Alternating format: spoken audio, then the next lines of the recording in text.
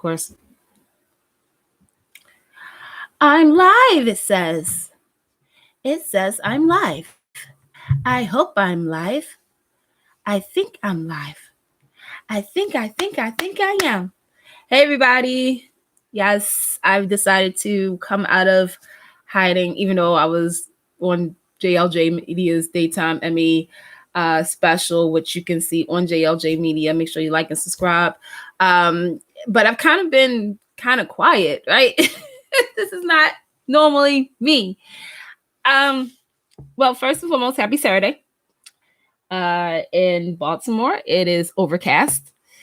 So I would like to say, whoever sent the rain, I don't want it. We don't want it.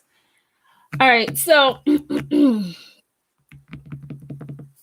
there is so much to be said right now about everything daytime that I'm just like, woo, child. But first and foremost, let me do this. I don't know if I'm going to play a little snippet.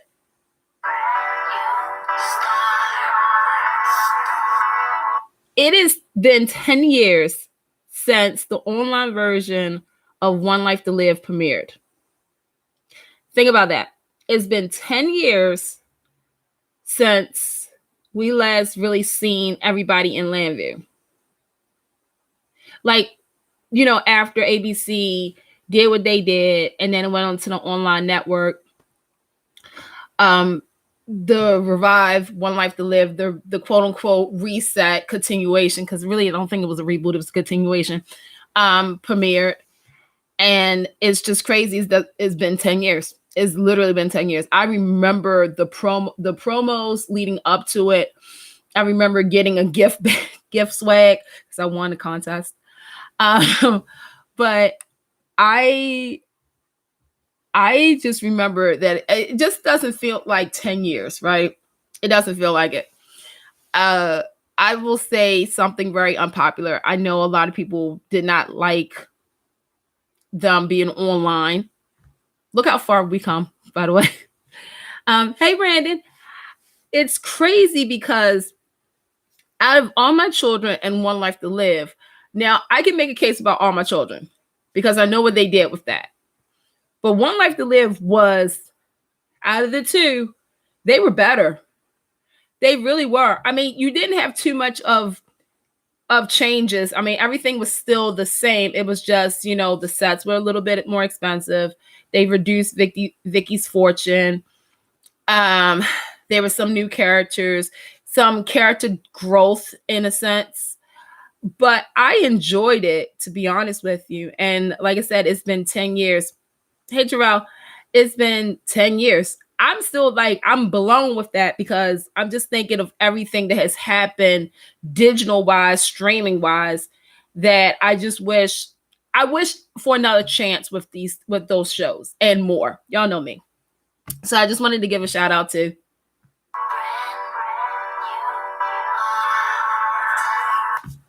I don't know how long I could play that because I've literally been cranking that all day. It's like literally been on my playlist today.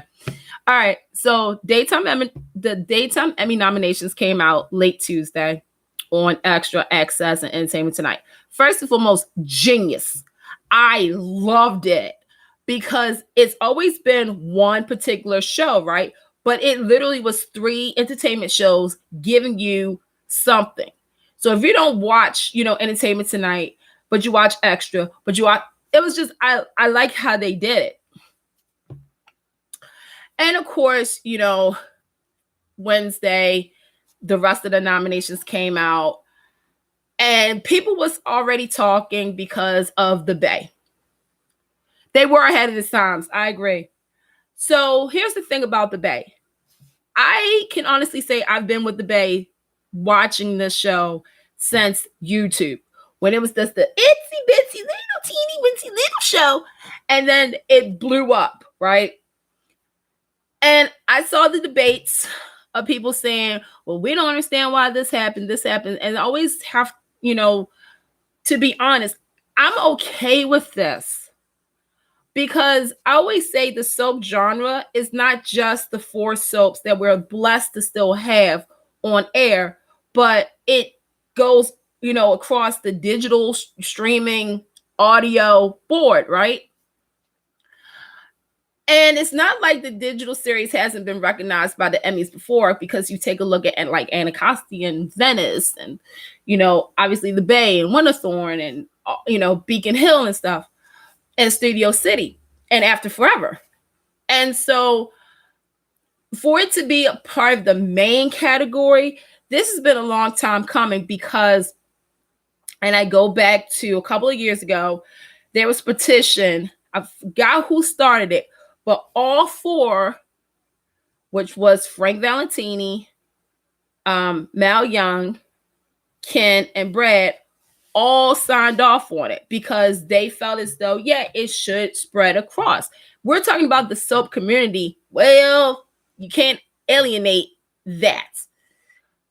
So I'm not pressed on it, but I will say that if it does win, this will be a wake-up call to maybe the other soaps, but then again, there's something called network interference that will prevent them from doing stuff like The Bay and like Anacostia. And it's unfortunate. And also you have the executive producers, which we're going to talk about in a few minutes, that will block any kind of like directions or stuff like that. So me personally, I'm fine with it. I hope this opens the door to many more, because,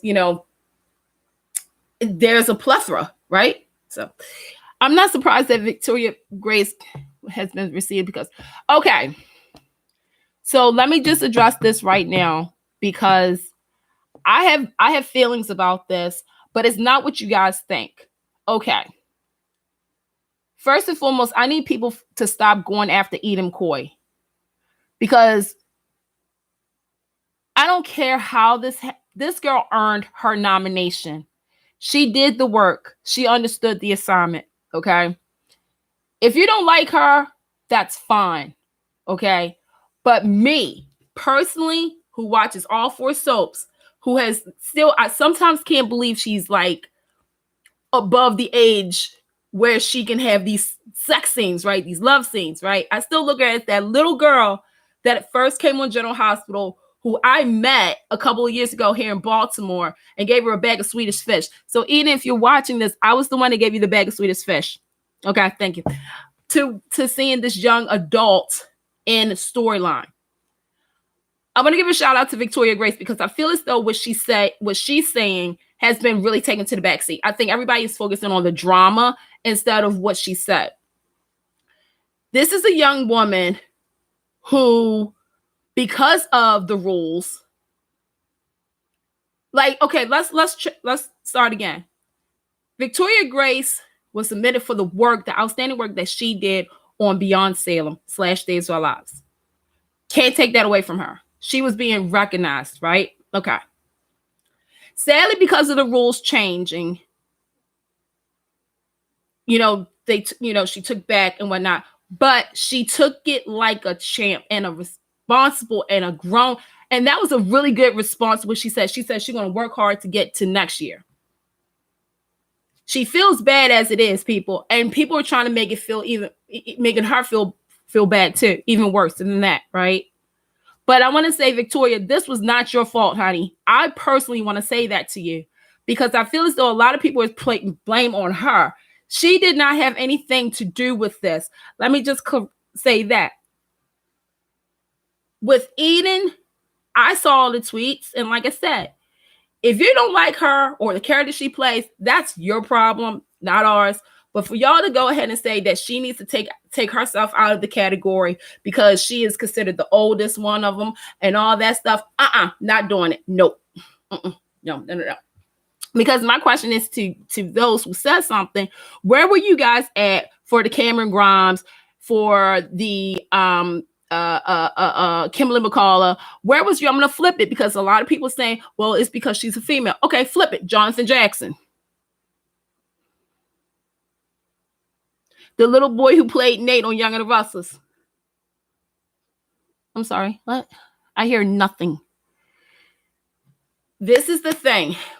Younger performer has always been a certain age to like 18, 21, and 23. Oh, Terrell, I'm going to get on that in a minute. To me, they changed the rules This has been a 2-year in the process because they winded it down from 25 to 23 to now 18. And my problem is that sadly there's not a lot of young performers on these soaps anymore. Last year probably was the first time that we've actually had a plethora, because I'm also going to count Leo, Charlotte, Violet, right? Johnny, Connor, Thomas, and oh god, I can't think of the little girl's name. Charlotte, yeah. Like this Charlotte, it's like 2 Charlottes here. And then next year is probably going to be, for this year, Rachel. And then you have Douglas, right? Okay. But before that, nobody got up in arms when when a 9-year-old was going against a 21-year-old, or a 11-year-old who was turning 12 years. Because wait a minute, was he 12 at the time? 12. I'm sorry, 12 at the time, going up against a 23-year-old.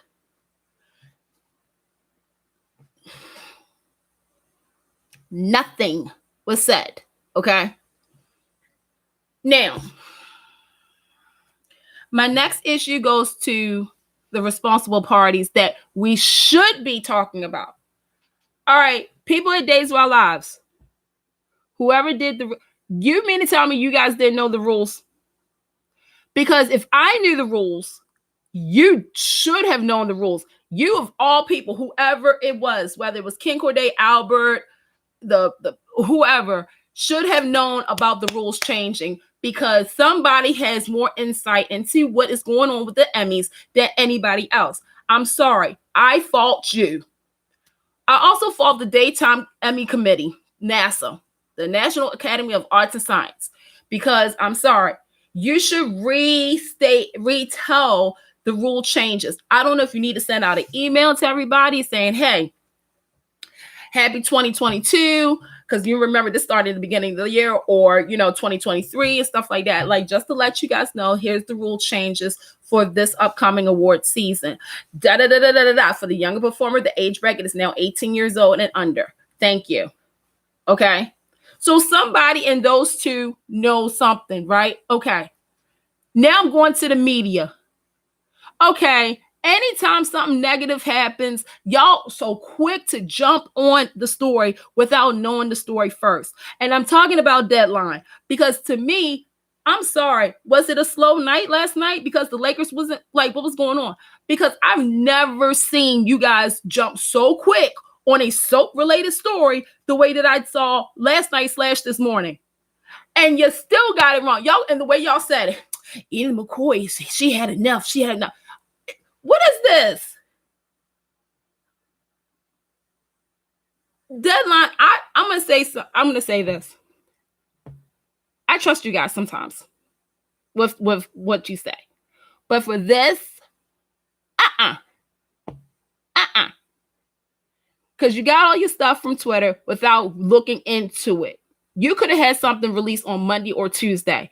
You chose to do it within 5 hours or 3 hours after the tweet and all the stuff was coming out. Soap Opera Digest. Here's what I got to say about this. Y'all know my feelings about Soap Opera Digest. But again, I never seen Soap Opera Digest so quick to report a story than I did last night / this morning. And I'm thinking to myself, I would at least wait until Monday and Tuesday to get more insight. I would talk to, or somebody at Days of Our Lives and at the Academy. That's it. You didn't have to go as hard as you did. And to People Magazine and TVLine.com and all these media outlets who had probably nothing to do last night. I don't know what was going on last night. Was it slow? You guys all jumped on this story so freaking fast that it was just like, wow. But when positive stuff happens, y'all take maybe literally, no pun intended what I'm about to say, forever and a day to report on it.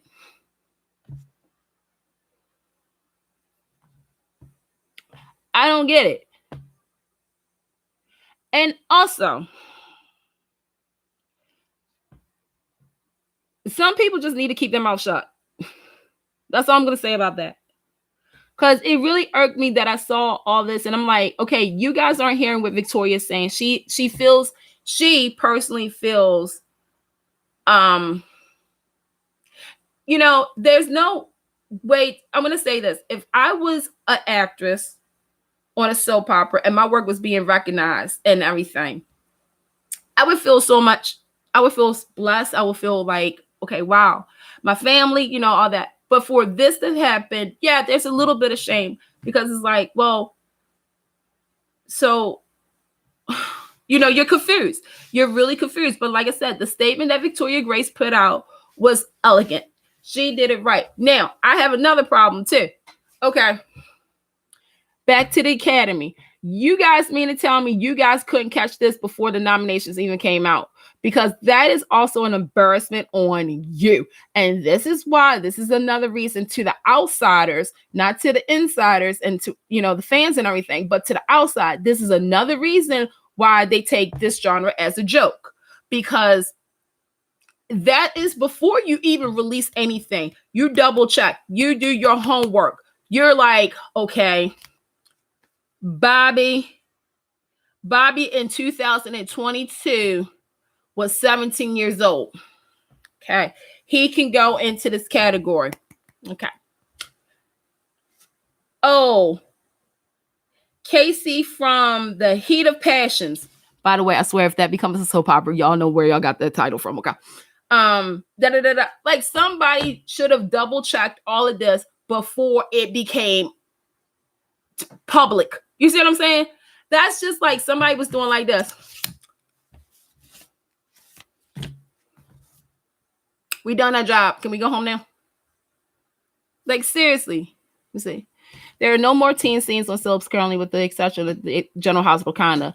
I mean, that's why I think that was another reason about why they combined the younger performer. Yes, it was a PC situation and whatnot, but also hindsight, there was more female. Hey Nathan, there was more female performers than younger actors. So would it have been fair if they kept it separate, right? You had, I'm just going to say this, William Lipton for Outstanding Younger Lead Actor versus Eden McCoy, Victoria Konefeld, I'm blanking on some names at the moment. Cindy Michaela, because it would have been unfair, because automatically William Lipton would have won. Not saying that William Lipton is not a good actor, but people would have had an uproar if it was like, well, I don't understand why they even have to have a nomination. Why can't they just automatically give it to him? I mean, it was a joke that was at the Tony Awards, I think last year or the year before. There was only one actor for a nomination. And the host said, if you don't win this, if they didn't vote for you, that's an embarrassment. And just like with the WGA, with Days of Our Lives, everybody was like, okay, Days automatically gets it. But apparently, again, they had to be voted and whatnot.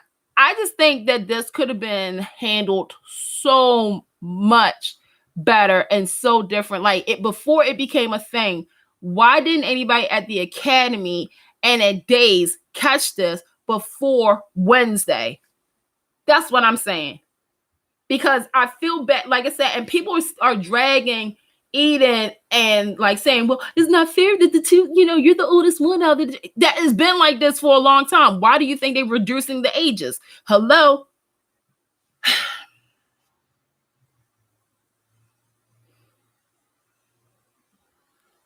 Anyway. I'm like, what the mess, right? All right. So this Days of Our Lives, staying with the Bo and Hope situation. Lord Jesus, help us. This is one of those things where it's like everybody jumped on the bandwagon because people wanted to just, there were certain agendas being made. Let me just say this right now. I like Bo and Hope. Now, are they one of my favorite couples? I respect them. I enjoy them. But I'm going to be honest. Even though I like Bo and Hope, they're not like the top 5 of my favorite couples. Top 11, yes. Top 5, not really. Okay.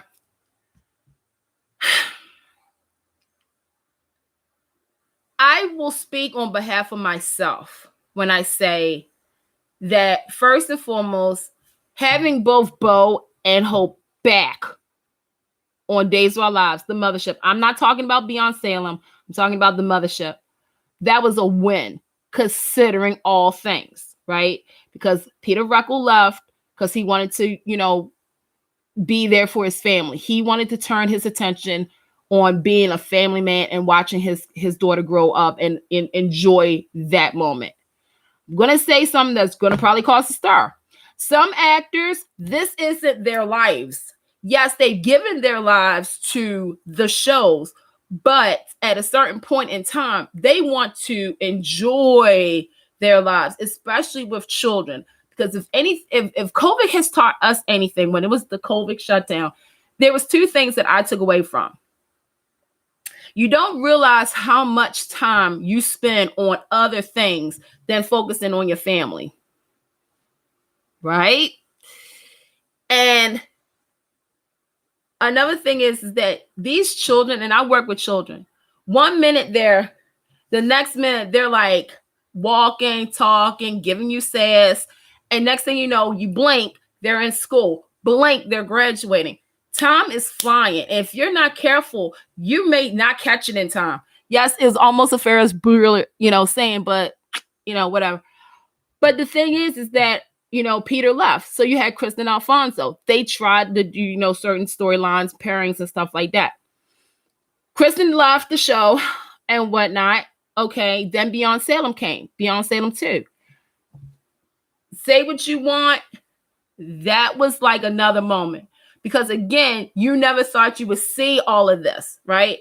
And yes, Ron Carlivati gets some credit. And I know, here's the thing. I'm going to get to that in a minute because I'm going to tell you where I stand at with all of this. Just give me a minute. So you have Bo and Hope back onto the mothership where there's other storylines being told. And yes, I understand both fans. I totally got it.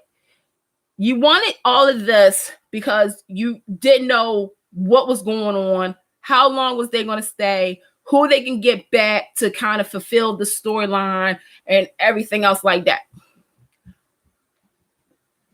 And then something very interesting happened. I saw the turn. I've seen it before, but I really saw it this time. When things weren't going a certain way, everybody jumped on the "we want Ron Carlivati fired" train. All aboard the choo-choo train. Choo-choo. You had other people from other fandoms who've had issues with Ron. You had other people who had, issues with Ron, and they wasn't even watching Days. Okay, that's what I'm saying. Okay. Well, Terrell, here's the thing, though. Did you watch yesterday's episode? Because they kind of did. They mentioned Chelsea. And in Beyond Salem 2, they mentioned Chelsea too. So it's not like they don't acknowledge her. It's just, well, obviously we don't see her, right? Okay. So I saw all of this going on, but I've said from jump, I want to see what happens with what I go back to when it was announced, and I said, I want to see how it plays out, because I get the fans, view of how it goes, but also, and I'm taking the writer stuff out. As a fan, I'm like, you're not going to get everything at once, because in a way that defeats the purpose of, like, okay, we give you everything right now. What else is left to give in case they come back? Like, it's sort of like Thanksgiving dinner. You get like 3 plates, right? You get this, you get this, you get this, and you're still hungry. Well, they're still cooking in the back to give you more, right? Okay. So we had to remember that the next part of this was the part 2 of Beyond Salem 2. Okay. And the thing about part 2 was we didn't know what was going on with Bo. We knew something had happened, but we didn't know. We knew that Megan had something to do with this, right? Because it was not a short 5-day episode like Beyond Salem, they interwove it with the other stories, right? And we all saw that. I think the problem came because I can timestamp this. When Peter Ruckle and did the interview saying how long they were going to be there, a 15 episode count. That is when the first turnaround went down, because everybody was like, well, they better do stuff because the 15 episode count is almost up. I can't believe that Ron and done with it. And I'm thinking to myself, hold up, time out. No, we're not doing this. No. I said, I'm not going to let, even though I have, like I said, I have many issues with Ron, I am not to let him take this blame because something didn't add up to me right then and there. Another thing too is, again, so Barbara Digest, you're getting pulled into this as well. When they did these interviews, you mean to tell me nobody from the PR department was like this? They don't know how long you're going to be on. We don't want them to know. We don't want them to know how long. We're going to let them ride it out. We're going to let them ride it out. Because I think that's when everybody was like, okay, we're like 7 episodes in and we didn't get nothing. We didn't get this. We didn't get that. We don't got A, B, C, D, E, F, G. Again, you want everything at once. But again, now you know it's a 15th episode count, right? Okay. Then there was people who started the debate about who's the stronger child, Sierra or Sean, which then wove into Ben and Sierra, right? And the baby, and Belle and Sean's and the lack of time on the show. All right. Then it was the whole brainwashing Bo and the Kayla stuff. Then it was another interview where, you know, I guess Peter has said he didn't get to work with the kids, and people was like, how do you have Bo and Hope and not have the kids there? And then it went through like everything and in between. And I kept saying to myself, did people forget what it was like to be a Soap fan? Because even Peter Ruckle said that on Michael Fairman. By the way, Peter Ruckle will be on tonight, I believe, on Michael Fairman's channel. So check that out. I'm thinking at the same time, you have stories going on like the whole EJ, the whole Stabby, the whole Paulina, all these other stories, and the Bo and Hope stuff is sort of like the Bo return was sort of an umbrella storyline in a sense, right? Okay.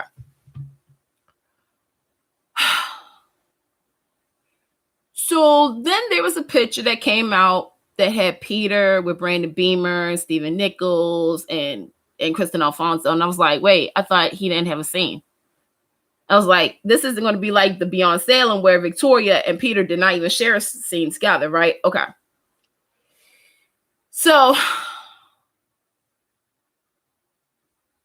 then we know what happened. Pop, pop, pop.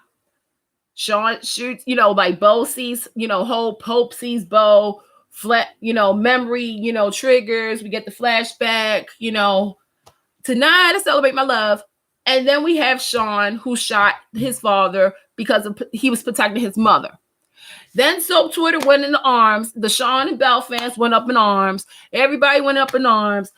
And then the icing on the cake was when everybody was like, yeah, we need Ron Carlivati fired ASAP. He needs to go. We will take back A, B, C, D, E, F, G because he's ruined days for us. How can he do all this? Like, he's done A, B, C, D, E, F, G and everything. But at the same time, when he was doing A, B, C, D, and E, G, not everybody was on the same train to get Ron Carlivati fired. I'm just speaking facts, folks. Okay. Now, do I agree that he definitely is no Douglas Marlin? But Ron learned from Agnes Nixon. And one thing Agnes Nixon taught Ron is to appreciate your couples. Not all the couples, but the ones who help build the house.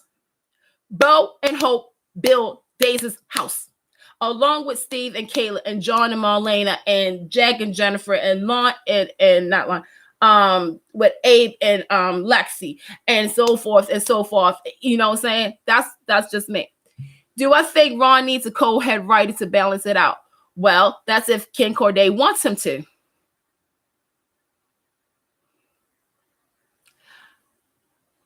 I think, and don't get me started about Claire, because I have a big problem with that too. When it was revealed from Jamie Giddens, who has 1 month left. Actually, if the WGA strike happens, I don't know if they're going to rep, stuff like that. But Jamie Giddens came out on social media and defended Ron and saying, no, Ron did not write this. He had an OG storyline. And Ken Corday said, hell no.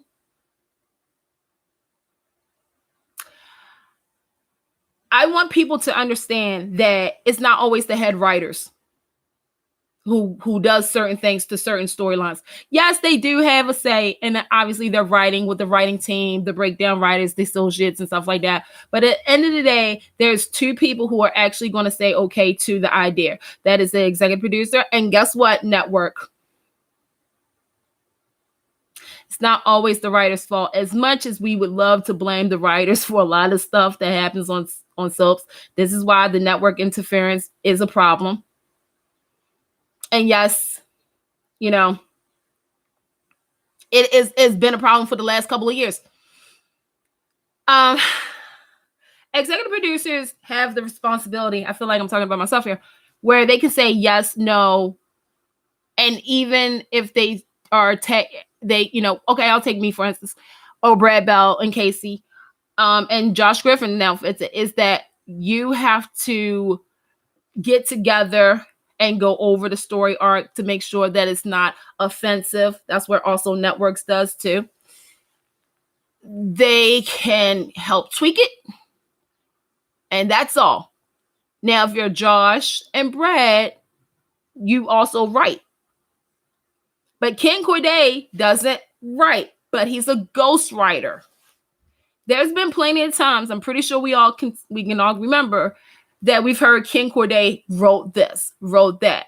When he did an interview with Soap Opera Digest, he said, I'm going to give the keys to the kingdom now fully to Ron Carlivati. That meant that he had wrote some of the stuff that was, hey, April, that was previously seen. But not everybody knew that. The fact that he said no to a Bo and Hope storyline was big, because that is one of your biggest super couples of all time on Days of Our Lives. There would be no Ben and Sierra if it wasn't, or Sean and Belle if it wasn't for Bo and Hope, because, well, that's their children. This has now created a problem because now people wants to know how much impact or influence does an executive producer have with the storylines that the head writers come up with. How many ideas has been shot down that could have been really good, but because it didn't fit the executive producer standard, what is what? I saw so many people saying, I feel bad, I need to apologize to Ron Carlivati. And sadly, Ron is not on Twitter as much anymore, we all know. But it was just real interesting to me how many people jumped on that bandwagon of trying to get Ron Carlivati fired. Now, do I think Ron is doing a decent job at Days? It's a 50-50. It really is. It is a real 50-50. There's some things that he can do better. And then there's things that he's done a really good job with. And there's also some things that is naturally a Days of Our Lives formula.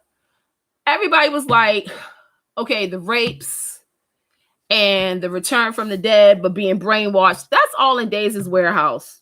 It's just a certain writer, Ron, sorry, I'm going to put you on the bus, has done it more than maybe the last writer has done.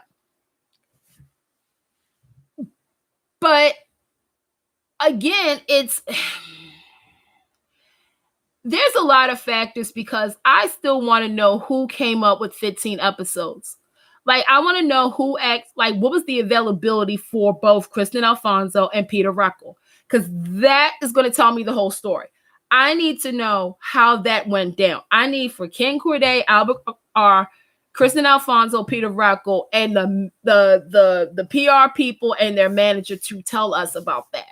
Because I thought that was also a big thing, is that a writer can only do so much with the availability of the actor. And I understand if you have a short time, you still got to tell the beginning and middle and end. But at the same time, sometimes you can't. You got to. It's sad because in the soap genre, it goes by so quickly that it's like some of the short stuff needs to be longer. Some of the story arcs needs to be longer, but sadly, it's short because everybody has other stuff to do, or there's the short attention span of the writers. And also, I'm going to say it, there's some writers who are just like, okay, I need to jump in because I already got this in my head. I'm like, blah, blah, blah, blah, blah, blah, blah, blah, blah, blah. So it's a lot of factors, but I just really want to say that this is one of those times where Ron was innocent. Now, with me, the reason I say I have issues is because I've watched Ron since One Life to Live to General Hospital to Days. There are certain things that I know is a Ron Carlivati formula, right? And I know that if there's one thing he's not going to do, is he's going to, hey Jerry, is going to he's not going to do something that's going to make, I mean, okay, yes, he's done this too, make fans mad. But when it's a legacy couple, as far as like Bo and Hope goes, he's not going to on purpose do it unless there's a reasoning. Like you know what I'm saying? Like it's just is a lot of things. What about another writer's strike? Well, if it doesn't happen by tonight, it may happen on May 1st because the deadline is tomorrow midnight for May 1st midnight. So far, keep your fingers crossed. Keep your fingers crossed. Just keep your fingers crossed. I hope the WGA pays the writers because seriously, especially when it comes down to soaps, we don't need it. We don't need it. Because right now, I feel as though like all the shows are kind of in a groove. They're in a groove right now. You know what I'm saying? Like, and if you don't agree, I mean, look, do I think General Hospital has gotten better in certain parts? Same thing with Young and the Restless, certain parts. Bold, certain parts. Days, certain parts. The only show that's really good is Forever and a Day, which you can get on all streaming services, including Amazon. Make sure you catch Forever and a Day now on Tuesdays. Thank you. I have no idea like how my voice just changed like that. I don't know. But I mean, really, I mean, here's the thing. It is now 2023. Us, the viewers, we have so much to choose from now. We have so much to choose from now. It's not like a couple of the years before when it was a writer's strike. We didn't have, I mean, you still had Netflix where you had to go to DVDs, you know, get the DVD of Netflix. By the way, for those who don't return their DVDs of Netflix, they will find you and find you. They will find you and find you. We didn't have Amazon Prime. We didn't have a lot of these network streaming apps and stuff like that. Now we do. And at the same time, yes, the writer's strike will affect everything. Okay. From your favorite sitcoms to, of course, your daytime dramas, movies, Saturday Night Live, all that kind of stuff. But as much as we complain about actors' salaries, we need to really pay attention to the writer's salary because the writers aren't getting as much as we think they are. And it's unfortunate. Plus, there's some other things, too, that they want as well. I stand with the union. I'm not even in the freaking union. You know what I'm saying? But at the same time, I look at it like this. Writers of all, non and with union, deserves their pay, their dues, their respect. Because without them, there's no show for us to watch. And then coming in June, y'all should really pay attention to this because it's the directors as well as the SAG actors, which means there could be an actor strike. So get prepared for that if they don't get their act together. Didn't the last strike lead to the cancellations of Guiding Light as well as? No, it did not actually. So with the last one. Okay, so let me just address this right now. The writer's strike had nothing to do with the cancellations. This was network. And I say network really strongly. This was all network. With Guiding Light, As Well Turns, and All My Children One Life to Live, here's the deal. Procter & Gamble has been wanting to go out of the soap business for a very long time. And because of money, that was another factor. Ellen Wheeler, I know people hate this woman for some reason. I'm like, she tried to stretch every penny of a penny to keep Light on the air. As the World Terrors was following suit as well. They were trying everything to get some money into their company because Procter and Gamble was like, so long, farewell, arrivederci, right? With All My Children, One Life to Live, that was all Brian Franz. That was all Brian Franz. I don't care what nobody says. Brian freaking Franz.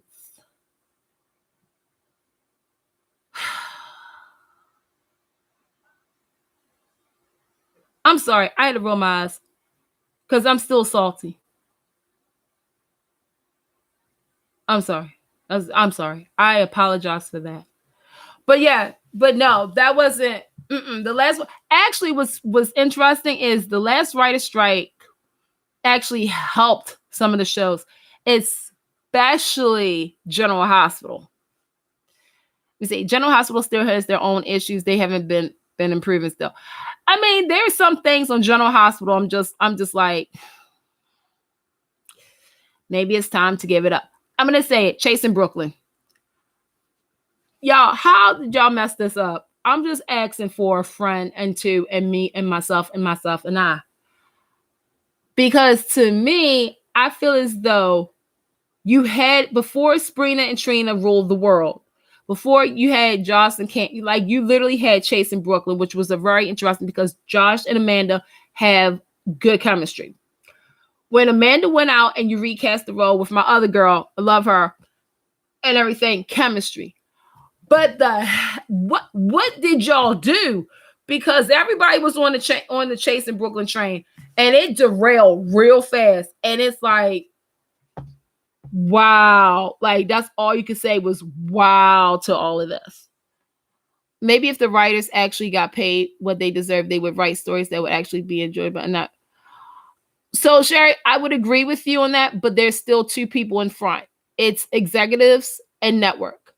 Because I'm about to say the names right now. Here's the thing. The writers,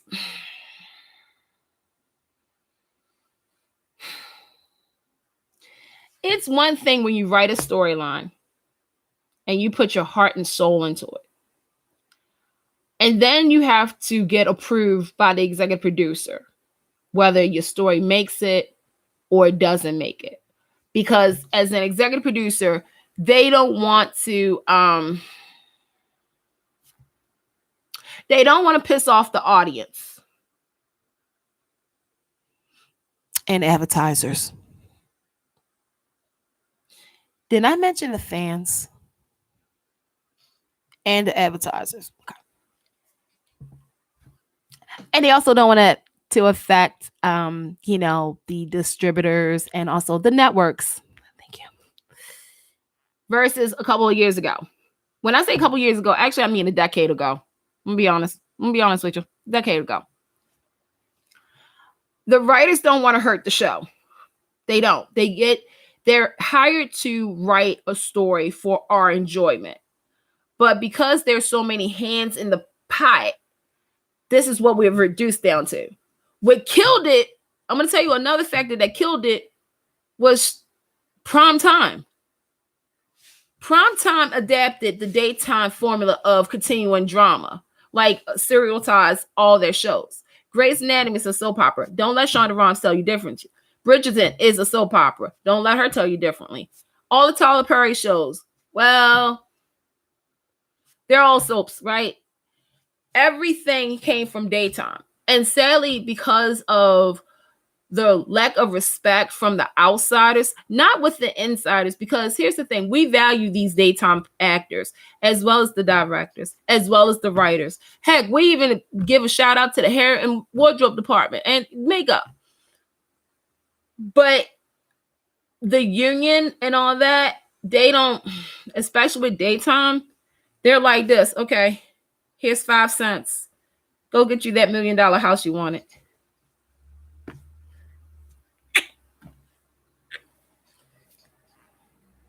Because you think about it, like I'm going to use Days of Our Lives for instance. Days of Our Lives has Richard and Caroline, and Richard and Caroline has been around since like 70s and 80s. There was over as well times. I believe they were the head writers at the time. You take a look at Josh Griffin. Josh Griffin's been around for the since like 80s, 90s, early 2000s, right?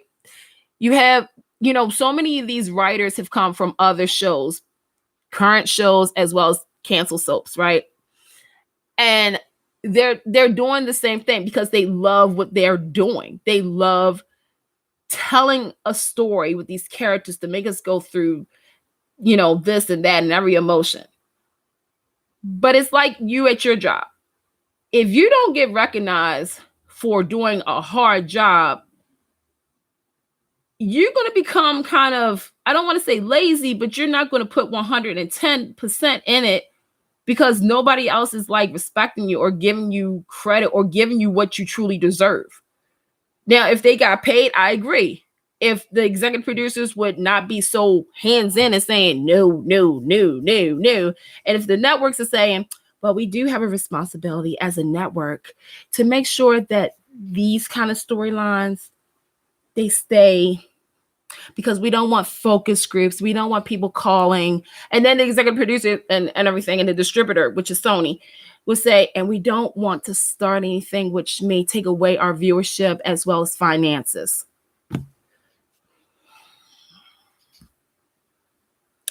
And I'm going to have to do it. Get ready. I'm about to pull the trigger.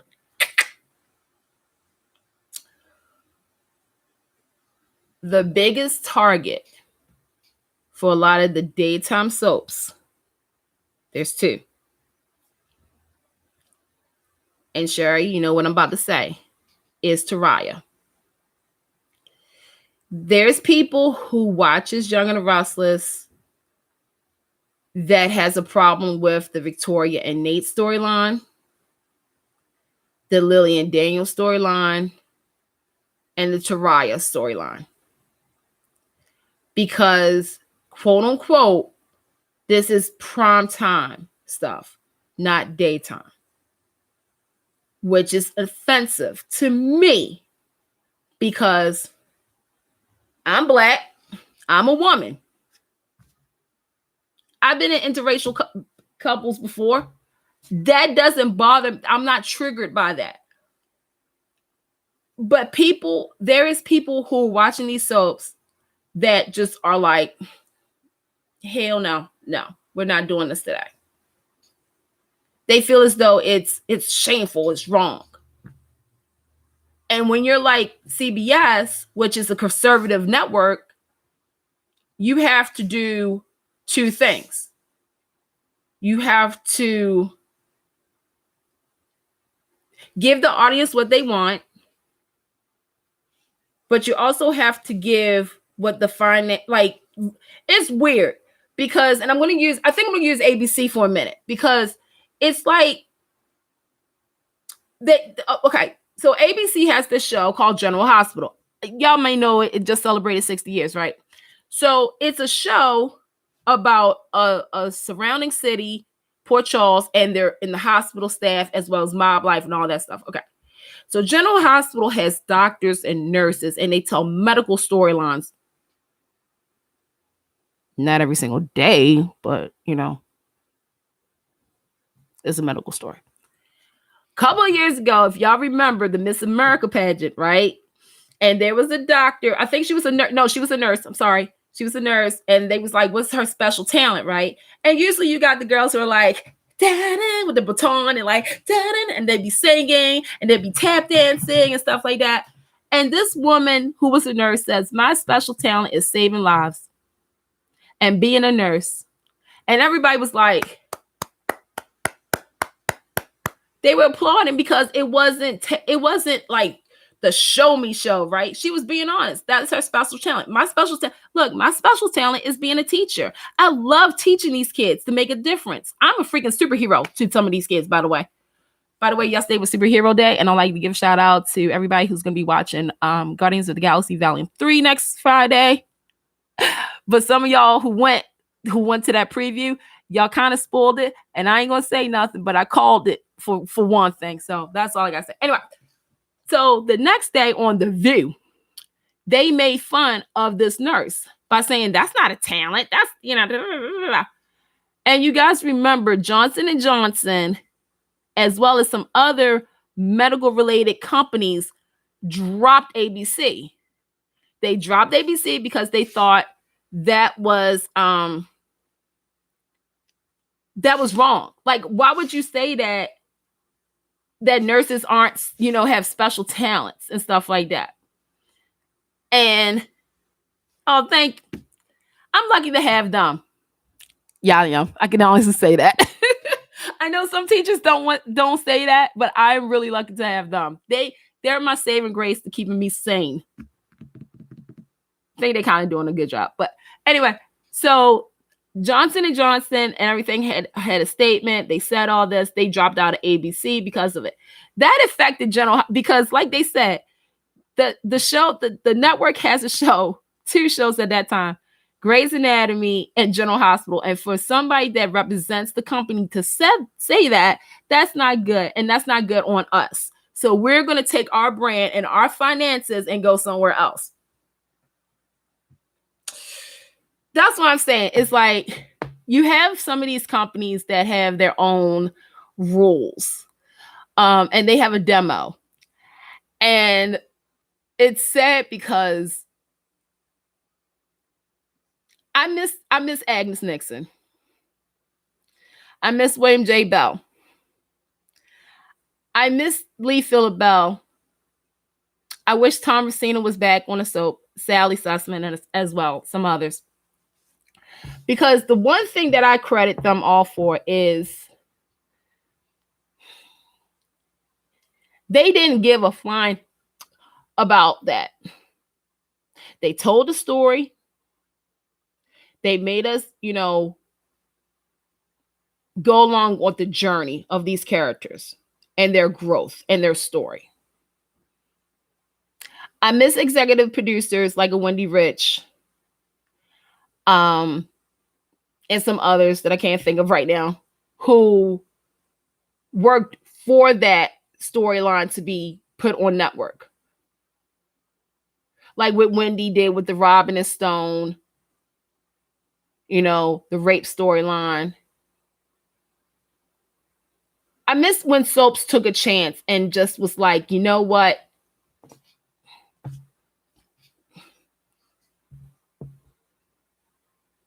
I learned so much from these soaps that it hurts me that now these soaps are put in a box, right? And plus you also got the outside distributors, because I look at Bold and the Beautiful. Like, I know everybody is sick and tired of the triangles and stuff like that. And when they told the Myers transgender story, like some of the storylines that they did, and I'll go further back because I feel as though the Maya transgender storyline was just like the icing. But you think about the fact that you had alcoholism, you had sexual abuse, you had when Stephanie went to Skid Row. That was a game changer for that show.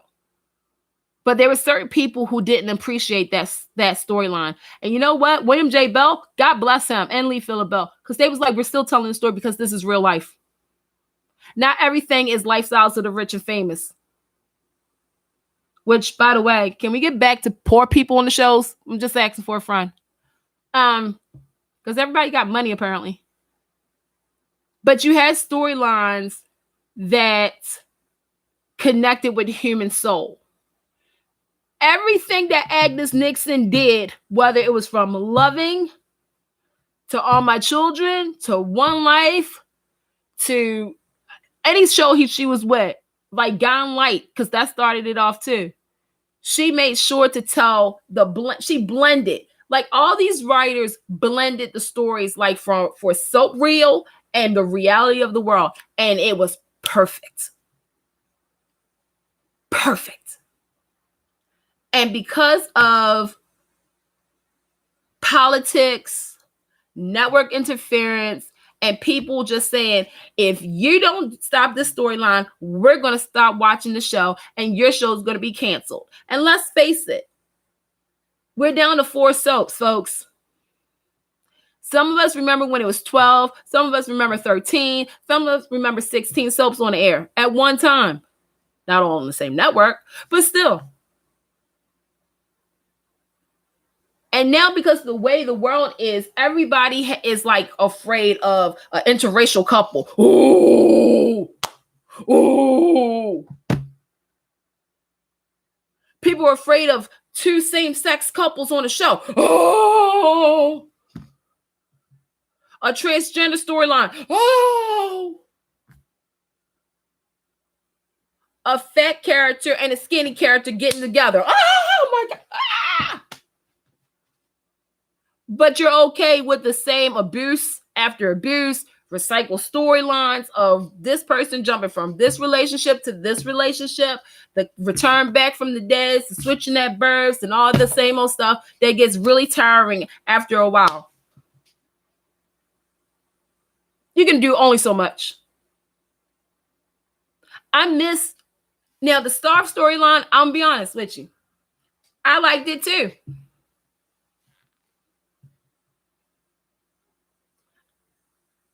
Oh my God, I'm just saying.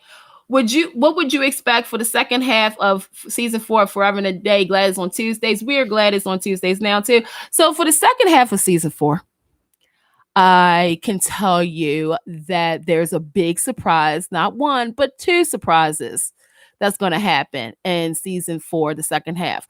That's all I'm going to say because I'm not playing this game. Oh, that's another thing too. I think another thing that's hurt this genre is spoilers. Because there's times I don't want to know stuff. And sadly, I feel as though this is okay. Who remembers when we weren't spoiled on certain storylines? Because the last show, actually, no, I take it back. Because as of yesterday, there was a surprise from General Hospital. And I was like, I did? Is that who I figured? I'm like, I was so proud to see this person on General Hospital. And for those who didn't watch General Hospital yet, it was a welcoming surprise. But then I'm looking at Bold and the Beautiful. I don't never trust Bold and the Beautiful spoilers. So if somebody re-shows this to Casey or anybody at Bold, I sometimes don't believe the spoilers from Bold because I believe sometimes I get conned. I've been conned because the Finn stuff. Come on now. They were so dedicated to that they took that man off the bio on the website, out of the opening credits, the closing credits. They took poor Tanner out. And surprise, he was alive. Love it. Love it.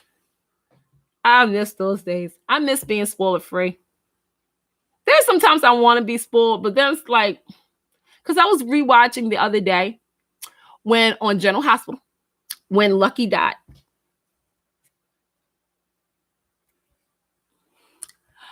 And I remember, just like everybody else, when they had the montage, but baby, you know the song I'm singing.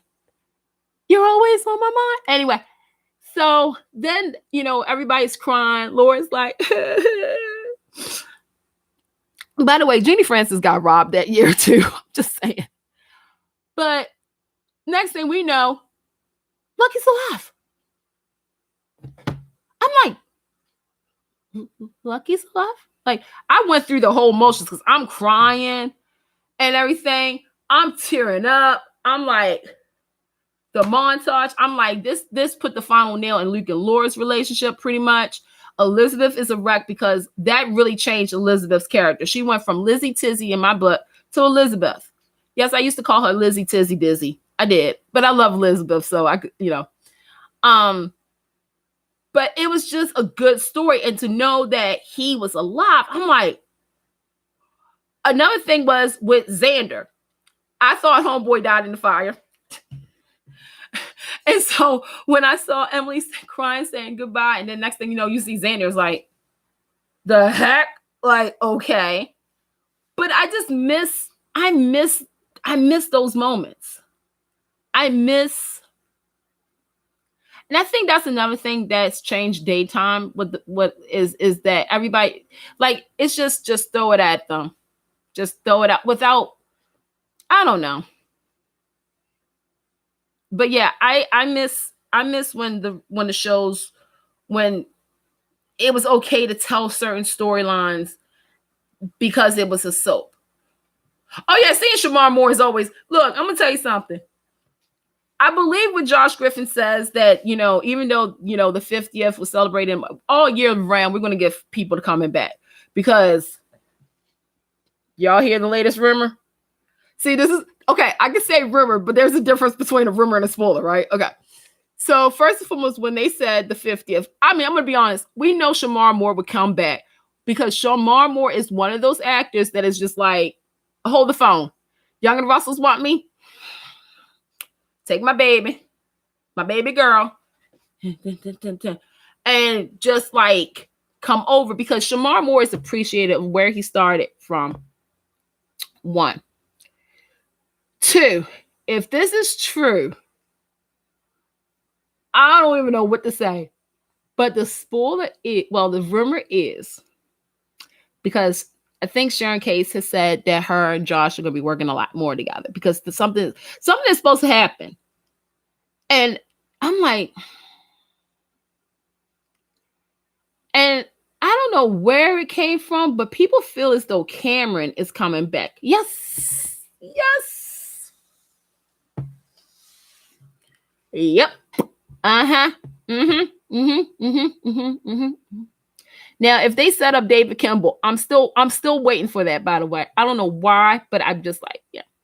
You're wondering who Sheila's mystery guest. Okay, so just like I say about the Days of Our Lives FBIs, because anytime you need to know something that happens on Days, whether it's a frame shot or whatnot, you got the FBIs on that. I have Bold and Beautiful FBIs looking into this. So we looked at the silhouette, right? We freeze framed it. Okay. That fits 2 people. Actually, it fits 3. Now that I thought about it.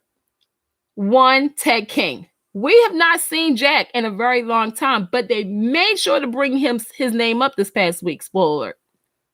Number 2, James Warlock. It's always nice to see Ian Buchanan. It really is.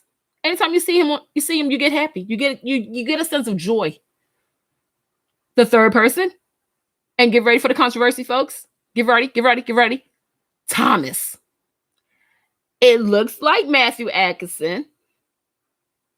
Because, and we gotta remember the Sheila Thomas stuff.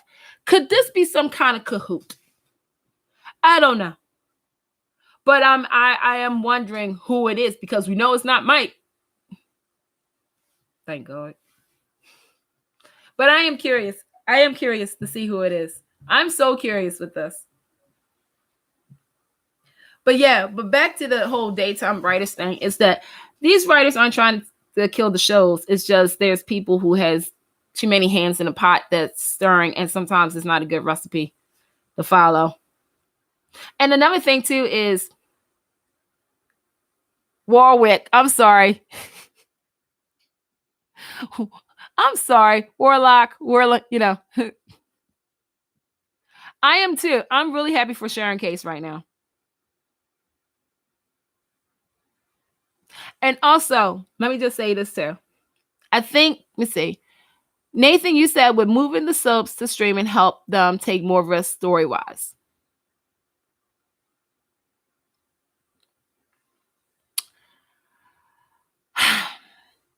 You still have the fact of networks. Peacock is a network. Amazon is a brand and a network. And yeah, streaming will push the envelope a little bit more than network. But everything is still the same. I mean, with streaming, I mean, yeah, you got them cussing. You got them saying cuss words and stuff like that. You got a little bit of boob and almost something else. Greg, wrong. You've been working out. But but I mean, it's a mess, because everybody wants to be political. They don't want to make you guys upset. They want to still continue telling a story, but again, they don't want to be too woke. They don't want to, That's why I think a lot of people are now starting to watch ain't that the truth? Uh, the overseas soaps like Hollyoaks, or even the digital stuff, and also the audio stuff, um, because everybody's taking chances. I take a look at Hollyoaks. I'm sorry. For those who don't know, get familiarized with Hollyoaks. Hollyoaks told so many stories that I wish could have been told on certain shows. Because there are certain characters and storylines that I'm just like, when Hollyoaks do it, I'm like, okay, now if this was on American soap, I can totally see this character, this character, this character, this character, instead of them doing the same old, same old. I'm like, okay, families getting blown up. I'm like, oh my God. I'm like, yes, incest. Yes, on the American soaps, we've done incest, right? But not like Hollyoaks did. Then I look at Home and Away. And then Coronation Street. By the way, shout out to Neighbors. I still say, y'all, that was a beautiful surprise. I'm giving a round of applause for Neighbors, because Neighbors was canceled after 30 something years because of finances. And then Amazon was like the horse, and save the day. So now, and I think they're going to do a fast forward and come back later. I'm like, and posting seasons so people can get familiarized. But shout out to them. I wish, see, this is where I wish Hulu would try to get All My Children One Life to Live. I wish that Procter & Gamble would either make their own channel like they did back in the day, or team up with somebody to bring back, to test it out first, obviously, with like an Edge of Night and maybe a Somerset. So when Mel Young came to oh, Shanika, you're gonna bring this up? Go ahead. Okay. When Mel Young came to American soaps, I thought he was going to change Young and Restless into a British and take more risks. Well, you know what happened. This is why not a lot of new blood comes into the soaps. Because there was so many errors before Mal even. I'm just going to do it. When it was announced that Mal Young came to Young and the Restless, I remember saying on Periscope, yes, you remember Periscope? Young and the Restless fans aren't ready for Mal Young's brand. They're not ready for Mal Young to take over Young and the Restless. Because first and foremost, he was not like other writers. Because why? One, he was not in American daytime soaps. Unlike the other writers who is a recycle.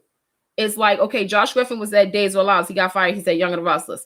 Such and such and such and such. Like, everybody has been rotated around, right? So they write the same things. They try to bring something new, but it's still the same hamster wheel. When Mal Young came over, I said, Young and the Restless fans are not going to be ready for him because he's going to change it up. But it was interesting because around this time, a lot of Young and the Restless fans, as well as daytime fans, was like, how come our shows can't be like this show and this show and that show and that show? When Mal Young came over, the first thing he said was he wasn't bringing Adam back. Deuces! And I was one of those people who was like, good. Because I felt as though they ran Adam into the ground. What did they do? They ran him into the ground. Okay. Another thing is that certain characters needed to evolve and face their own consequences for stuff that they did. Another thing that he said was he's not going to stay in the same day, which I'm sorry. Sometimes that works and sometimes it doesn't. It depends on the situation. Because I'm like, okay, Gun Light, for instance, they had the longest election day ever. I'm like, oh, Jesus. Like, it's still election day. We don't know if Buzz won yet. Oh, my God. And it was like all the way, in March? What was it? Like December, March, April? I forgot. But it was like the longest, whatnot. And the big one, when Mal Young came over, was the Victoria JT storyline. And it's funny because you guys probably heard that Lockadell is coming back as JT. This is going to get interesting. But I think it's going to be one day, maybe. I don't know. But when people heard that Victoria and JT and that whole situation, and the story didn't even start yet, they just had heard that what he was doing. People was up in arms. You guys know, you guys were there. And I defended it because I was like, so y'all just wanted to be a perfectly good stranger that you're not going to hear about in the next 6 months? To me, it made more of an impact that it was JT. Because one, it was somebody that Victoria knew and we knew. And I think that's what also was something for me. I had no problem with the storyline up until a certain point, okay? Because sadly, it's always somebody that you know that can cause a whole hell of a lot of a change, you know. And not for nothing, because I saw people saying, but he wouldn't do it. He loved Colleen. He would never have done that. He wouldn't. My whole thing is this. You don't know what people are capable of anymore. It could be your next door neighbor, the person that, like, you know, help you with the groceries, babysit your kids. Not saying, you know what I'm saying? It could be a family member. It could be anybody. And I think that's the thing. Shanika said, yeah, the JT storyline hit harder for me because we knew him. We never thought he would do something like that. I've come across the nicest person. I've come across the nicest people. And I mean, and that's the thing, is that you don't know how something can change a person's persona. Because everybody was like, well, we don't understand what was going on. And I said, the one thing about Mal Young is he's like me. I write certain things in dialogue, not action. And the one thing he kept saying is that he never really moved on. Like, everybody kept him in a box. If you think about it, it actually is true. Everybody was like, he was the nice guy. He would be like doing the guitar. He was just so sweet. He was just everything. And I'm thinking to myself, okay, for those who are true JT fans, do we not remember when he slept with what's called Anita's mama? Do we not remember how he used to be like a meanie too? Like to Daniel and them? Do we not remember that? Okay.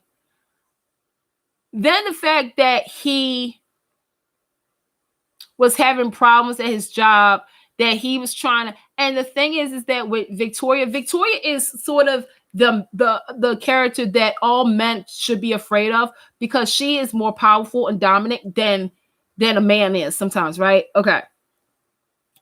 Victoria is a flower, right? So I was like in for it because, again, it's somebody that we knew, and it affected us in a way that, as a writer, that's a win. That is a win. If I can write this character and storyline for you, the audience, to have a reaction from, guess what? Who did their job right? Not everything can be run by us fans. As much as we would love it, trust me, the writers have a job that they have to do. Well, they have a couple. If the storyline can affect you, they done their job. And we've all seen storylines on these shows that made us feel a certain type of way, whether it was good or bad. We had a reaction to it. So there you go. Victoria wants every man to be Victor. Yes, she does. She has daddy issues. That is for sure a thing for her. She wants, and it's not the power. It's just she wants to be, she wants somebody to vindicate her as a woman of somebody like that. Did Mel Young help get Doug Davison fired from his 40? Hell no. All right, so story time.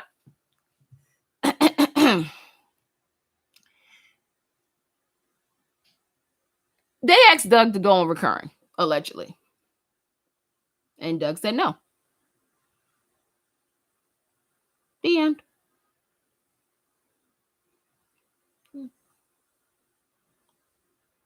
Doug was still a part of the cast. Because remember, he was in those cast photos where he was like, he was cheesing. Y'all remember that? When he said he was fired, but he was still at the thing? Mm-mm. They asked him to go on recurring, allegedly. And I'm going to keep saying allegedly because, yeah. And that's something else, too. Terrell's trying to get me in trouble today. What was Young and the Restless supposed to do?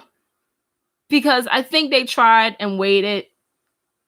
And it was like, okay, you know, we're just going to have to move on. Because let's be honest for a second. If they killed off the character of Paul Williams, everybody and their mama would have been up in arms.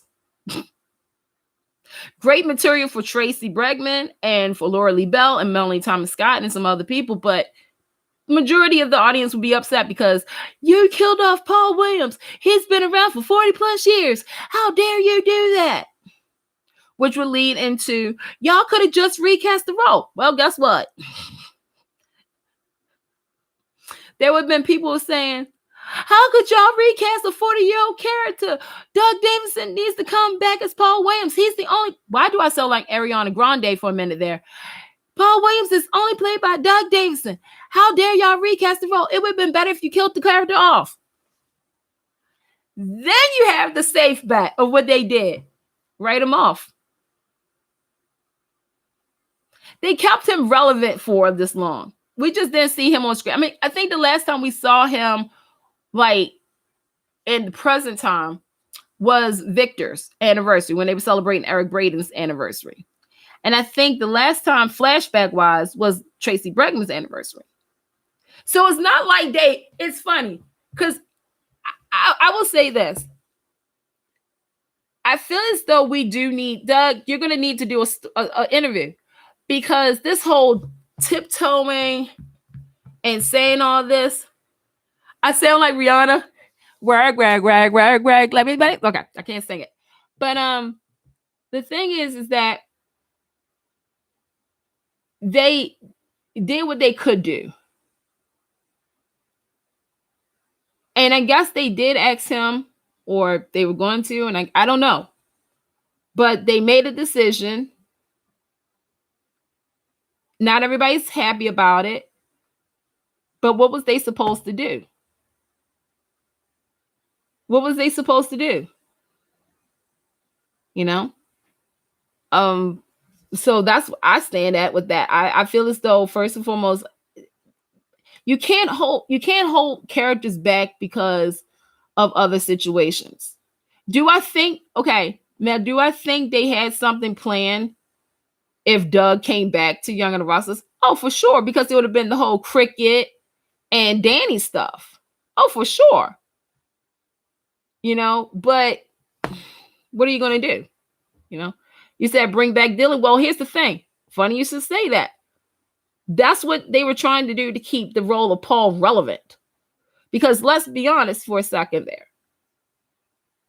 When they killed off Isabella and Ricky and they scaled back, like when Laura Lee Bell was placed on recurring, you know, she made the decision and everything, there wasn't a lot for Paul to do.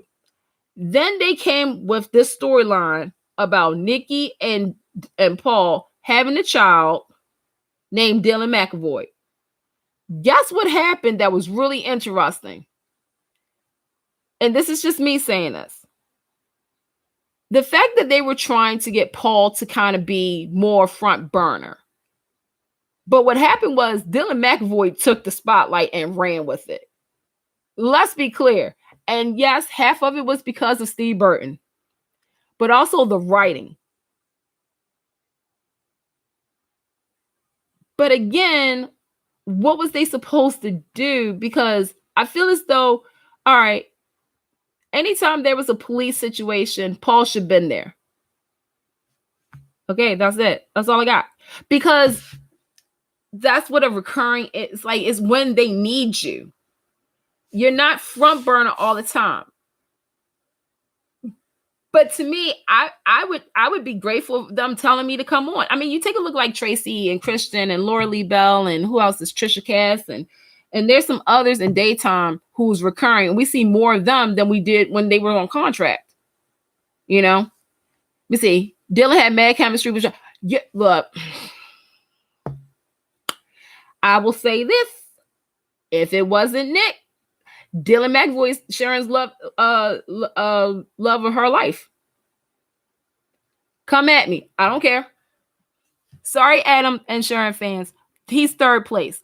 Because this is how I do it. Again, if it wasn't Sharon and Nick, then they would be you can't believe it? I know. It would be Sharon and Dylan, Sharon and Adam. Like those two. I ain't talking about no Sharon and Victor because that was a bad time in life. We don't talk about that. We don't talk about her and Jack either. We don't talk about that. Her and Scotty, this is why I have an issue without the Chance thing. Now, the Sharon and Chance thing, okay, I'll give it a minute. But here's the thing. I don't want them to do a recycle version of when Scotty and Sharon was together. Thank you. Thank you, America. Did I mention that Paul has a daughter named Heather? Sure enough. And that's why they said, but you got to remember, Heather wasn't around, right? Because the last time that Heather was on was like 2010, and that was Eden Regal. But the thing is that, again, yeah, you had Paul, and Heather working together. But after Heather left, what did you have Paul do? Then they had Dylan. This is why I say, like, I know what you're saying, but you had Dylan to kind of keep Paul on screen instead of drop off screen. But what happened is that the character of Dylan, everybody loved Dylan. That PTD, oh my God, with him and Avery. Lord, let me tell you something. That's why Steve Burton, that was the year I was pulling for him to win a freaking Emmy. Because if anybody's seen the video of me and my reaction when we was at the daytime Emmys, when we had a Emmy party, I screamed for him because I thought he truly deserved it that year. And he did. Come at me, I don't care. But yeah, but then like with Dylan, when it was revealed that Sharon kept all these secrets and stuff like that, instead of turning her in, Dylan was like, you know what? This is my girl. I'm keeping her. I'm protecting her. But like, that was real love. That was deep. That was deep. That was deep love. Right? See, okay. I had an issue with Sharon and Ray. I'm going to tell you why. I have to remember how it all started. Because remember, Ray was investigating the JT stuff, right? So I always kept saying, okay, if I was Sharon, I would be so looking over my shoulders when I'm around Ray. Because you didn't know what Ray, like, you didn't know what he was up to. You don't know if he was using you or if he really was, like, in love with you. Sort of like Hope and Harris, right? You just didn't know what was going on, right? And so when Ray and Sharon hooked up, I was like,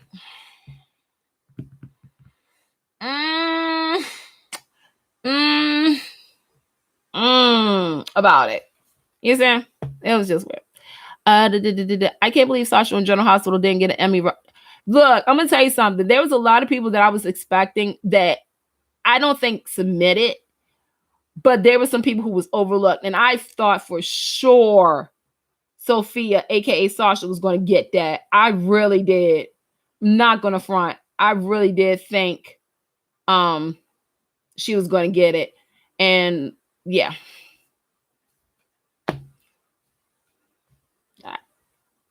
I'm not mad with the nominees because I like the fact that it's a blend. Like it's some names we just didn't think would be in the certain categories and they're there. And it's like, it's a contest now. It's really good. Let me see here. They need to do Sharon and Chance back around the time of Abby and Skip. Oh no. See, okay. So Sherry, I like the Chance with Chloe. That means that I've liked the character Chance played by John Driscoll because I just like Chance and Chloe, who I feel as though they don't get the credit they truly deserve. To me, that was a really cute couple. And in a way, it reminded me, like, there's certain characters on these soaps that reminds us of some of the characters that we literally watch, right? Okay. Because to me, Chloe was sort of a Jill. Like Chloe literally, she fantasized about the big life, but she came technically, she was Esther's daughter, right? She was the maid's daughter, right? But Chloe, she changed the name. She wanted larger than life. And the fact that she was with a abbot and a chancellor was great. But Chance balanced Chloe out and made her realize you don't have to be ta-da to have all the things in life. I love the Chance character because, and here's where I will say, Josh, I don't know if you did this or not. Everybody was saying they didn't understand why Chance was, having issues with being a father, that he would never do this, which I agree. Because again, John Driscoll's version was, he was all about family. He loved his mother. He loved Ryan, right? He loved Jill and he loved Catherine. But he also really liked it, Delia. Like, loved Delia and everything. And Chloe saw that. But keep in mind, he has his father's DNA. So when, when Philip came back, that was a good storyline. Fast forward to now, Chance has been through so much. And I think what they did was he finally was dealing with so much at the same time, post-traumatic stress disorder, the fact that there was a baby, the fact that he couldn't produce the baby. There was a lot going on. So I like that they kind of played that beat, even though a lot of people was like, that's, but I got it. I totally got it. What I don't understand is why don't I have more Chance and Chloe scenes? Like, can we just say they friends? Like, can we get that? I'm just saying. I think they need to do Summer and Chance. I think they're going to do it. By the way, can we give Allison a round of applause? She played that scene on Friday. On Friday. Mommy! Because I'm thinking this is where the story is going to go. I think everybody's going to start thinking she wacko. Yeah. The Rosales clan, what to add? Nope, Terrell. Okay. Here's the thing about the Rosales family. There's two ways of, okay. First and foremost, a lot of people, and I will say this too, they rush them all in too fast. Usually it's a pacing of when they introduce the family members. Also, 3 out of 4 was really strong. First strike was Arturo. Love the actor, but I didn't like the placement he was in as being Nikki's side piece. Like, come on now. Nikki and Victor, okay, Mal, I saw what you was doing, but this wasn't Holly Oaks. This was Young and the Russells. That was totally unacceptable. So that gave a mark to Arturo. Now, Arturo and Abby, liked them. I did enjoy them. I did enjoy Arturo. Like I said, with Ray, I was like, what's he about? Like, okay. Then you had Lola. Lola, to me, was what the show needed because she wasn't rich and she worked hard for her money herself. And I love the fact that was kind of rubbed off on Kyle a little bit. I liked it that it was the rich girl versus the poor girl, right?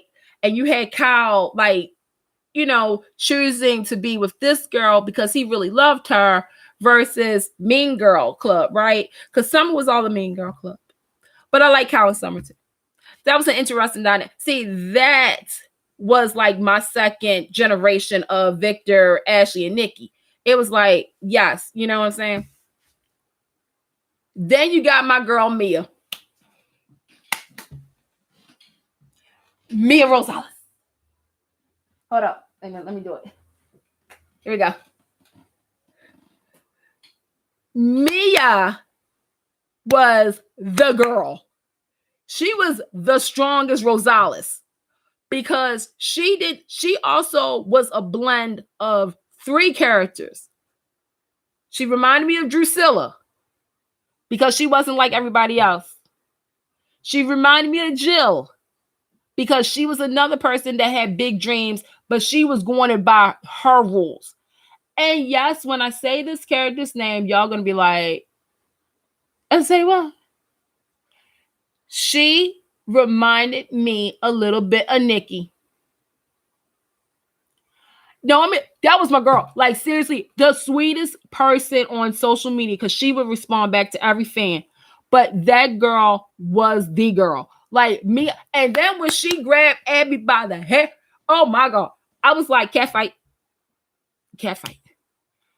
To me, she is what Audra is right now. To me. Audra right now is the character that I need on the show because I like somebody who can cause a stir and cause some mess and cause some drama. Because Lord knows some characters needed some drama. I'm just saying. But when they slowly started to reduce the Rosales, and goes back to a statement that was said that I made earlier, is like how some people just didn't take that Rosales family, right? When they had Lola, and this is how the changing of writers and stuff, you had Lola now all acting out because of her purse. I'm like, girl, when? You had Arturo roll out and then Mia. But they had a good dynamic with the Ray, Arturo, Mia about the baby stuff. But then I felt as though they just like wrote it to like, okay, Arturo and Mia are going to have the happy ending, the end. And I'm like, what the heck? And with Ray, I love Jordy. Y'all all know this. But I just feel as though, see, even the helicopter's gonna take me. I just felt as though they just lost direction with that character. I really do. If they would have put him and Chelsea together without certain things, I would have been fine with it. But I miss Mia. I really do. Like, if I could have a Mia come back and oh my God, and Audra, and they tag team up against the GC, oh, that would be a fight. I would be, you know what? Who can I call to get that to happen? That was priceless. Like, those are the kind of characters I like. I like the mess. Y'all know this. I don't know. Yeah, and Allison, I'm gonna say this. A lot of people talk about recasts, and sometimes recasts can make or break. But to me, I feel as though, first of all, Hunter is in her own elite because I love Hunter King. But Allison really has brought a new aura to the character, especially with this storyline. And I'm gonna say it now. Friday's episode better be on her reel. You say Audra and Ray? Okay, let's go. I'm gonna tell you something. I will not be surprised if down the line we get Kyle and Audra. But I'm just saying. If we're gonna get Summer and Chance, Audra and Kyle, because I saw that look. I saw that look she gave him. I saw that.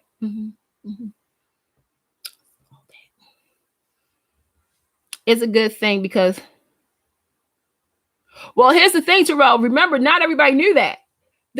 When we found, I think everybody found out around the same time is when they made the official announcement that Sasha, because nobody knew she was auditioning. Like, us fans, we didn't know she auditioned for that role. So when I saw, because I remember DC.com, I remember this. They said they had a big announcement to make at 2:45 p.m. Eastern Standard Time. And so logged in, everything. They was like, earlier today, there was a decision made regarding the future of DC. I still remember this. And they said, please watch this video. And they had and then you see on the screen Sasha. And I was like, wait, I know her. And I'm still looking. And I was like, Lola, Sasha? I did say Lola, and then I said Sasha. And I was like, because remember, we didn't see her a lot on Young and the Restless. Remember that? And then when they said she was Supergirl, in my heart, I was like, damn, Young and the Restless. You had somebody who could act. Because I also liked it. I liked it, Lola and Theo, right? And I was like, dang, Young and Restless, you're about to do this. You're doing the same thing again. You have talented young actors, and they're slowly leaving these shows because you're not putting investment into it, because the show is called The Young and the Restless. And so when I saw Sasha was now going to be Supergirl, in my heart, I was like, okay, she's going to do this movie and she's not coming back. And that's when I realized that, again, you have graduates of the soaps, right? That you want bigger and better things for them because you already seen how talented they are. But half of you is like, damn it. Like Young and Restless, you could have used her more, you know. But I'm gonna go see the Flash movie, only seeing her parts and Michael Keaton. I said what I said, and I'm not taking it back. I told you guys what I'm doing. I'm gonna go in the movie. So anytime I see Supergirl, right, I'm gonna be like this. And Michael Keaton. The rest of the movie I'm rolling out on. I'm just saying. Let me see. I'm glad Hunter King is doing homework. Yeah, she has. Oh yeah, Nicholas. Oh yeah. And that's the thing. It's like I look at like William Lipton. I look at Tabiana, Eden, Nicholas, Henry. It's like this is the thing I love about the soap genre is we're watching today's stars today. Oh yeah, I'm coming over. Oh shoot, it's almost 3:00. I'm coming. But the thing is that I love why we're privileged to see these young actors in owning their craft now before they become major stars. Like they're already major stars to us, but to the outside world, they're going to be major stars. Like we know how Sasha is, but it's going to be a whole new audience that sees her as Supergirl. You know, the same thing with like Justin Hartley. A lot of even though before Young and Restless he was on Smallville, but everybody is starting to see him for the acting and directing of it all.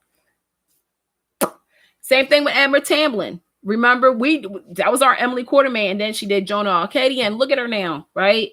Same thing. I mean, there's so many people that graduated, including this one girl, Sarah Michelle Gellar.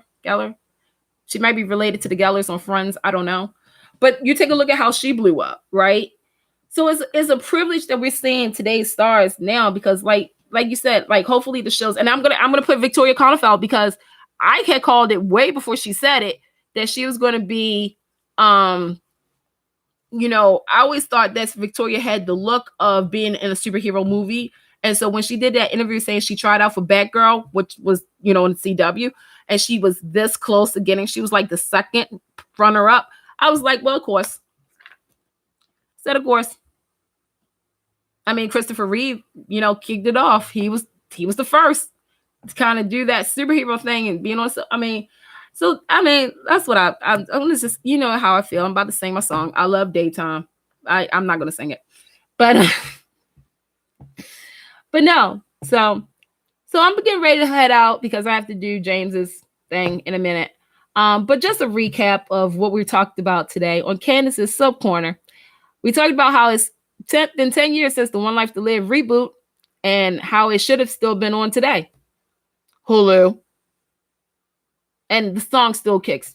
Like, seriously, Brand New Day is seriously a good song. Like, everybody needs to check it out. Daytime Emmys and Somebody a Days after Victoria Grace, girl, we will see you next year on that ballot. Eden McCoy, Team you. And don't let anybody tell you differently. And for those who have a problem with what she said, oh, well, check yourself before you wreck yourself. Soap Opera Digest and Deadline, y'all need to do better because I still miss Guy and Light. The Daytime Emmys is June 16th. Don't blame the writers all the time for a certain story ideas that doesn't go here or there. There's other people that says yes and no to it. And that is it. So I will see you next time on Candice's SoapCorner. Okay, I think I'm going to start calling the show SoapCorner now. Bye, guys. Love you.